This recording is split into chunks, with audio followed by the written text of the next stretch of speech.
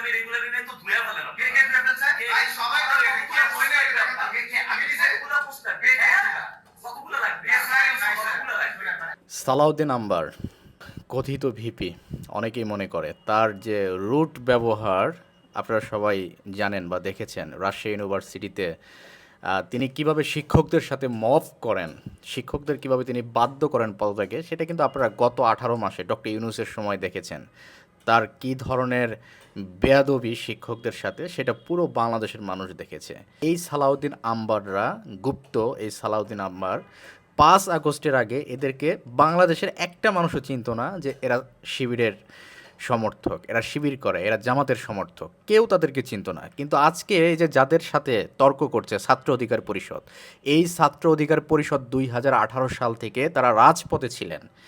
দুঃখের সাথে বলতে হয় এই রাশেদ, নূর, তারেক, ফারুক তারা ছাত্র অধিকারের ব্যানারে বাংলাদেশে প্রোগ্রাম করেছে, অসংখ্য প্রোগ্রাম করেছে। মোদি বিরোধী আন্দোলন, ভারতের আগ্রাসন, হাসিনার যত অনিয়ম, প্রত্যেকটা অনিয়মের বিরুদ্ধে এই ছাত্র অধিকার পরিষদ সংগ্রাম করেছে। তখন এই গুপ্তরা কোথায় ছিল?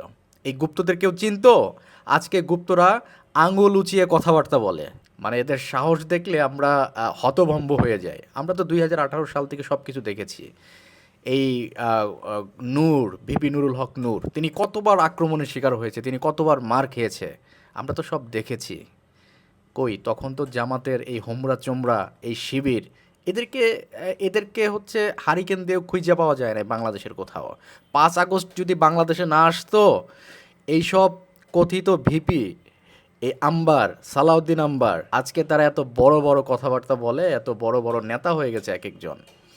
মানে এদের এদের ভিতরে কোনো ছাত্রত্বের কোনো ধরনের সেটে পোটা আছে? এদের আচার আচরণ কথাবার্তা, সালাউদ্দিন আম্বার তারা হয়তো বা জানে না যে ছাত্র অধিকার পরিষদ তারা ভেসে আসে নাই, ছাত্র অধিকার পরিষদ তারা গজায় ওঠে নাই, নতুনভাবে গজায় নাই। এই শিবিরের মতো নতুনভাবে 5 আগস্টের পরে গজায় নাই এই ছাত্র অধিকার পরিষদ। এই ছাত্র অধিকার পরিষদ চোখে চোখ রেখে হাসিনার অনিয়মের বিরুদ্ধে কথা বলেছে। এই ছাত্র অধিকার পরিষদ ভারতীয় আগ্রাসনের বিরুদ্ধে কথা বলেছে। এই ছাত্র অধিকার পরিষদ বাংলাদেশের প্রত্যেকটি অন্যায়ের বিরুদ্ধে চোখে চোখ রেখে কথা বলেছে। সালাউদ্দিন আম্বারডা তোমরা লুঙ্গির নিচে ছিলা ছাত্রলীগের, তোমাদেরকে সবাই চেনে। তোমরা 5 আগস্ট না আসলে তোমাদের চেহারা কখনো এই এই এই জনসম্মুখে কেউ জানতোই না। তোমরা হচ্ছে চেলাপেলা শিবিরের। তো সাবধান। এবং সেই সাথে এই সালাউদ্দিন আম্বার, আমরা দেখেছি উদীচী, ছায়ানট, প্রথম আলো, আগুন দেওয়া, ভাঙচুর করা। এই এই এই সালাউদ্দিন আম্বার সেদিন তিনি স্ট্যাটাস দিয়েছিলেন যে গুঁড়িয়ে দেওয়ার জন্য, ভেঙে দেওয়ার জন্য অর্ধেক কাজ সম্পন্ন হয়েছে, ঢাকায় আসতেছি, বা হচ্ছে কাজ সম্পন্ন করে ফেলো। এই সালাউদ্দিন আম্বার এই ধরনের হচ্ছে উগ্রতা সেদিন দেখিয়েছিলেন, তিনি ইঙ্গিত দিয়েছিলেন এইসবের পক্ষে। প্রথম আলো, ছায়ানট, উদীচী ভাঙা বা পোড়ার পক্ষে তিনি স্ট্যাটাস দিয়েছিলেন। তো এদের বিচার হওয়া দরকার আমি মনে করি।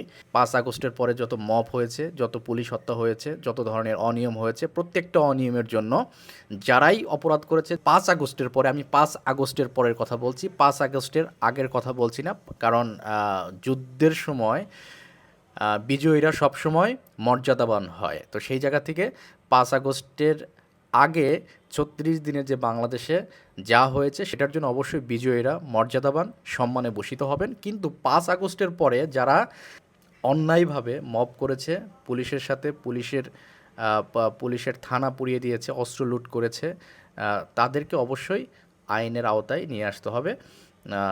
আইনের শাসন প্রতিষ্ঠা করতে হবে। এটা ছাড়া আইনের শাসন প্রতিষ্ঠা করতে গেলে অবশ্যই এই বিচারগুলো করতে হবে। মাননীয় প্রধানমন্ত্রী তারেক রহমান, আপনি অবশ্যই এই বিষয়গুলি খুবই যত্ন সহকারে আপনার অধীনস্থ যারা আছে তারা যেন দেখে, আমরা কারোর সাথে ইনসাফ হয়ে যাক বা কারোর সাথে অন্যায় হোক, এটা আমরা কখনোই চাই না।